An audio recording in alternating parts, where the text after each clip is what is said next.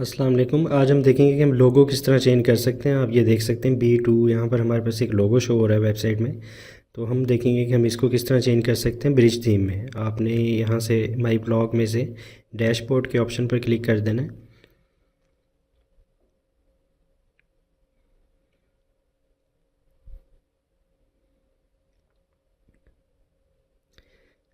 जैसे हम डैशबोर्ड पर क्लिक करेंगे हमारे पास बैकएंड शो होना स्टार्ट हो जाएगा। ऐसा जो है वो बैकएंड है।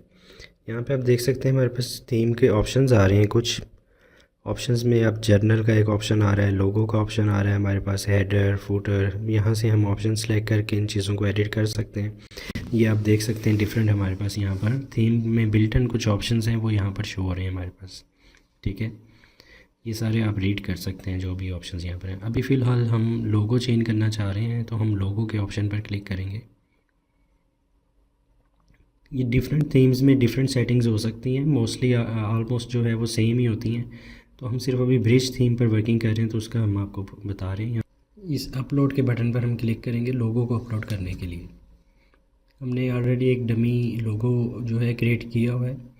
जैसे ही आप इस पर क्लिक करेंगे, आप अपलोड के बटन पर क्लिक करने के बाद यहाँ से सिलेक्ट फाइल पर क्लिक करें और अपने सिस्टम में जहाँ पर आपने लोगो सेव किया हुआ है उस पर डबल क्लिक करेंगे तो लोगो अपलोड हो जाएगा। ये आप देख सकते हैं लोगो हमारे पास अपलोड हो गया है। फाइल को सिलेक्ट करेंगे।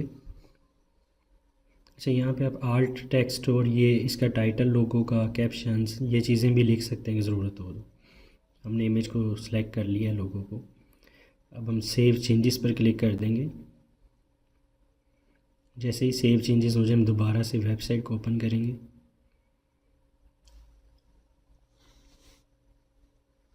आप देख सकते हैं कि माई फर्नीचर के नाम से हमने जो लोगो अपलोड किया है वो यहाँ पर चेंज हो चुका है। तो इस तरह से आप कोई भी लोगो जो अपना चेंज करना चाह रहे हैं तो आप इस तरीके से लोगों को यहाँ पर चेंज कर सकते हैं।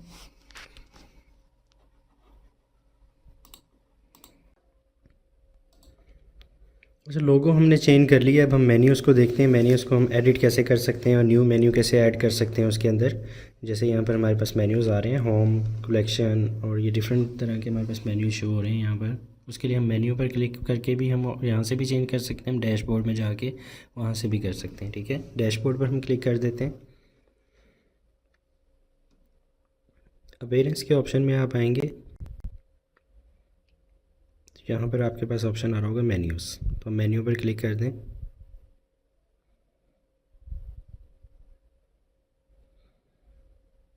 तो आपके पास कुछ इस तरह से स्क्रीन शो होगी। यहाँ पर आप न्यू मेन्यू भी क्रिएट कर सकते हैं। अभी एक जो मेन्यू हमारे पास क्रिएट हुआ है वो यही हम एक ही यूज़ कर रहे हैं तो उसके ऑप्शन सारे नीचे हमारे पास शो हो रहे हैं। आप देख सकते हैं home, collection, furniture, about, contact, ये 5 मेन्यूज़ जो हमारे पास मेन आ रहे हैं।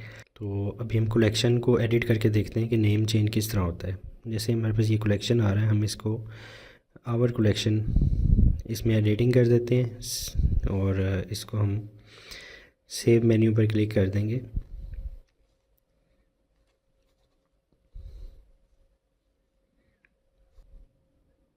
जैसा कि आप देख सकते हैं हमने आवर कलेक्शन वहाँ पर एडिटिंग करके सेव किया था तो यहाँ पर भी नेम चेंज हो गया। तो इस तरह से आप नेम चेंज करना चाहें तो इस तरह से आप मेन्यू का नेम चेंज कर सकते हैं।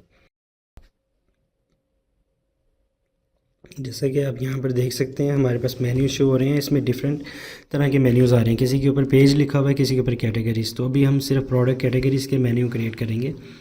तो प्रोडक्ट कैटेगरीज़ के मेन्यू क्रिएट करने के लिए हमें सबसे पहले कैटेगरीज़ क्रिएट करनी होंगी। ठीक है, तो उसके लिए हम एक ऑप्शन सेलेक्ट करेंगे। हम आएंगे प्रोडक्ट्स पर, कैटेगरीज़ पर क्लिक करेंगे।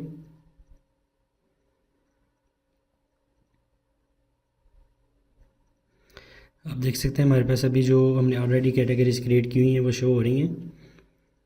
तो हम कैटेगरीज़ में जो है न्यू यहाँ पर कैटेगरी का नेम इंटर करेंगे। जैसे हमने टेबल इंटर कर दिया। अच्छा, अब यहाँ पर अगर कोई उसकी पेरेंट कैटेगरी नहीं है तो हम उसको नन रहने देंगे। अभी हमें इसकी सब कैटेगरी क्रिएट करनी फर्नीचर की, तो हम फर्नीचर को पेरेंट कैटेगरी सेलेक्ट कर लेंगे। और अगर हम कैटेगरी को कोई इमेज अपलोड करना चाह रहे हैं वो भी हम यहाँ पर कर सकते हैं। अभी हम जस्ट इसको ऐड करेंगे, ऐड न्यू कैटेगरी। आप देख सकते हैं कि हमारे पास टेबल की जो कैटेगरी है वो ऐड हो गई है। इसको हमने फर्नीचर की सब कैटेगरी में किया तो उसी के नीचे शो हो रहा है और साइड पे उसके एक सिंबल भी शो हो रहा है। हम सेकंड कैटेगरी चेयर के नेम से इसी तरह हम क्रिएट कर लेंगे, chairs, parent category furniture, add new category. आप देख सकते हैं दोनों कैटेगरीज हमने क्रिएट कर ली हैं। अब इन कैटेगरीज़ को हम मेन्यू में ऐड करेंगे। मेन्यू के ऑप्शन पर हम क्लिक कर देंगे। अब हम देखेंगे हमें प्रोडक्ट्स कैटेगरीज चाहिए, तो वो यहाँ पे अभी फ़िलहाल शो नहीं हो रही। यहाँ पर जस्ट पेजेस और कस्टम लिंक, पोस्ट और इस तरह की चीज़ें शो हो रही हैं। उसके लिए अगर ये शो ना हो तो आप स्क्रीन ऑप्शन पर क्लिक करने के बाद प्रोडक्ट कैटेगरी को चेक करेंगे, और अब आप चेक करेंगे तो नीचे हमारे पास प्रोडक्ट कैटेगरीज शो होना स्टार्ट हो जाएंगी। ठीक है, अब यहाँ पे भी हमारे पास जस्ट फर्नीचर के बाद चेयर शो हो रहा है, टेबल शो नहीं हो रहा। तो आप व्यू ऑल पे कर लेंगे तो आपको सारी कैटेगरीज यहाँ पर शो हो जाएंगी। ठीक है, आप देख सकते हैं फर्नीचर मेन कैटेगरी है और उसके अंदर सब कैटेगरीज आ रही हैं, चेयर्स और टेबल्स। तो हम इन दोनों सब कैटेगरीज़ को चेक करके ऐड टू मेन्यू करेंगे, चेक और क्लिक करेंगे ऐड टू मेन्यू।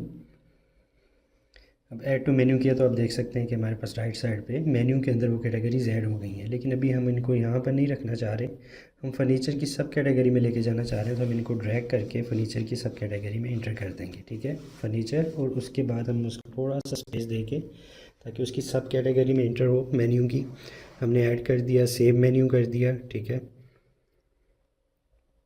आप देख सकते हैं फर्नीचर की मेन्यू में हमारे पास दो कैटेगरीज ऐड हो गई हैं, चेयर्स और टेबल। ठीक है, तो इस तरह से आप सब मेन्यू ऐड कर सकते हैं। ये दोनों कैटेगरीज हमारे पास यहाँ पर शो होना स्टार्ट हो गई हैं।